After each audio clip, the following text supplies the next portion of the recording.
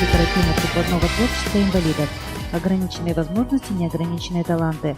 Выставка проходит ежегодно, и ее экспонаты поражают своей красотой. В 6-й раз 60 представителей данной категории выставили более 180 творческих работ. Работы были представлены разных направлений, таких как резьба по дереву, лепка, вышивка, плетение из бисера и крючком, аппликации из зерен и многое-многое другое.